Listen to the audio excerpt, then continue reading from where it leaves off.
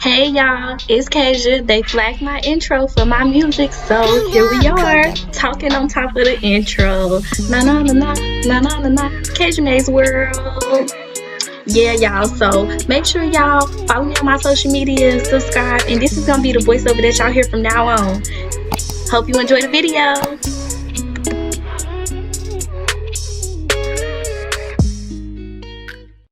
Hey y'all, it's Kasia, and today I'm going to be showing y'all how I made this wig in 30 minutes. It was super fast, super quick, and it fits perfectly. I know y'all tired of y'all wigs not fitting right. I know y'all need this, so here I am giving it to you on a platter. Y'all love this wig. The lace is bomb. Y'all know I mess with BeautyForever heavy. I've been messing with them for a long time, so definitely go check them out. I'm gonna leave everything in the description bar below, and let's just get right into it. Hey y'all, so they sent me all these little goodies. I got a HD lace closure, and I got 3 bundles of 24-inch hair. This is Body Wave, of course. So I just started off with bleaching the knots. I use 30 volume developer and bleaching powder. This isn't the normal bleaching powder I use, but honestly, it really doesn't matter. I normally use the BW2 or whatever it's called, but this time I use Baby Lights because this is what I had on hand. So I just went ahead and used that. I'm just using some water to make sure that I get the hair away from the lace so that it's all going in the same direction. And then I'm just mixing up the volume, the developer. Y'all, when I was pouring the developer in, it was going perfect. Then I accidentally poured one big glob, so then I had to put in some more bleaching powder so that it could be the thick consistency that I need. It needs to be like an icing consistency, like it can move off of the thing, but with a look. Okay, so yeah, because if it's not the right consistency, it will bleed through and it will bleach more than just your knots. And you only want to bleach the knots, you don't want to bleach the hair. So yeah, I'm going to be just patting that on there. I did fast forward the footage a little bit, so it probably looks like I'm being a little rough, but I actually am not. So yeah, just pat it on there and make sure you're getting all the knots, especially the ones in the front.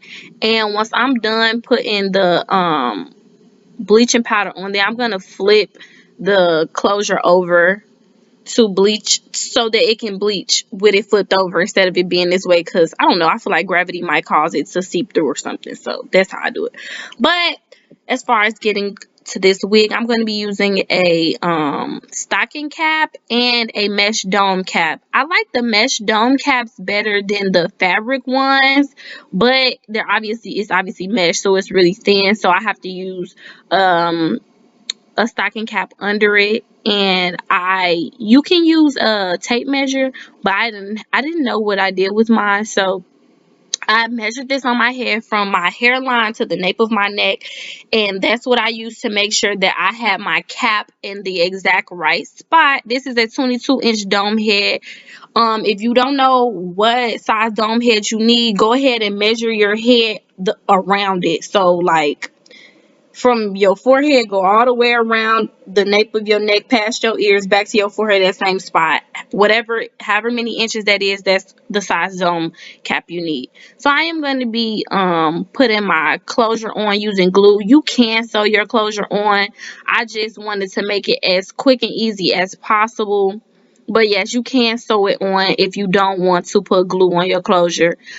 Honey, I glued that closure down, okay? I glued it down. But I made sure I did half and half because, the glue is wet and it will move. So it's just best to do half and half so that you can make sure that it's glued down and it don't move. You know what I'm saying? So after you do that, you're going to stick it down. And then I'm going to be using some Got to Be glue spray to just further enforce that closure onto those caps. Keep in mind, I did put a bag over my dome head because you do not, under any circumstances, want to glue your hair and your cap to your dome head. Okay, honey? You don't want to do that. Make sure you cover your dome head. So I'm going to start with gluing the tracks. I'm going to make sure that I'm not gluing it directly on that bottom that bottom part of the cap. The reason I'm doing that is because not only does it get hot, but it can get tangled when you have your hair that low. And yeah, I just don't like that. So I don't glue right directly on the bottom part. I only glue like across. Y'all see what I'm doing, child. Y'all see what I'm doing. But yeah, I just keep going, measuring it, cutting it, and gluing it. I just keep going all the way until I run out of hair, pretty much. And that's mostly it for the actual wig making part. Everything else is just gonna be styling. However, another easy way to do this to make sure that your tracks go on smoothly and perfectly is to map out with like a metallic marker or some sort of something that'll show on this cap. Mark it out, and then you'll know like how to put your tracks on right. But child, I just put them on there. Okay, it really didn't matter as long as I made sure that it was even by the time I made it to the top. But you can definitely map them out. I'll link my video above on how I did that when I did my wig on the sewing machine. It's pretty much the same thing. Only difference is you would be gluing it so that it would be faster. Also, I know people are probably gonna ask, when you wet the wig, is the tracks gonna come off or is the tracks gonna stay and all that? Yes, the tracks stay.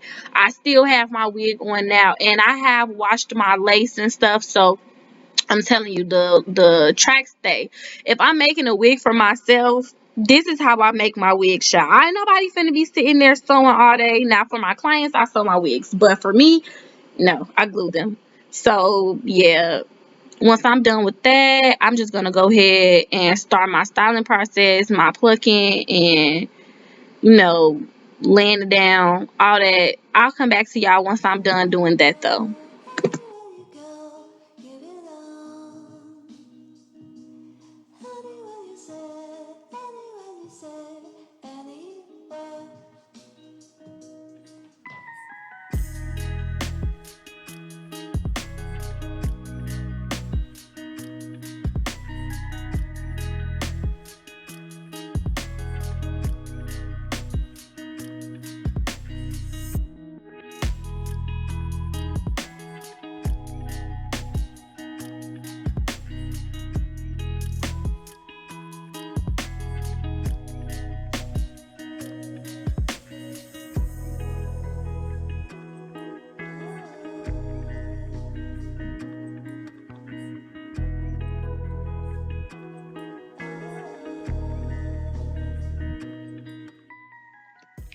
Okay, y'all. So now that I'm done making my wig and everything, I'm going to take it off of the dome head and cut the excess cap from the inside off. First, I'm going to be cutting off the excess stocking cap, and then once I'm done cutting off the excess stocking cap, then I'm going to go back and cut off the excess dome cap from up underneath the closure. After I cut that, then I'm going to put it back on the dome head, and I'm going to be using a white towel underneath it because the cap is still a little wet. If you don't want to use a towel underneath it, you can just let it air dry a little bit and make sure that the glue is all the way completely dry before you put it back onto the dome head without having the bag on there.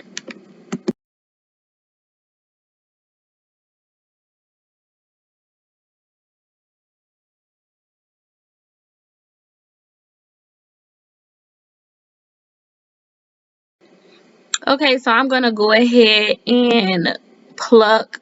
I did pluck a middle part.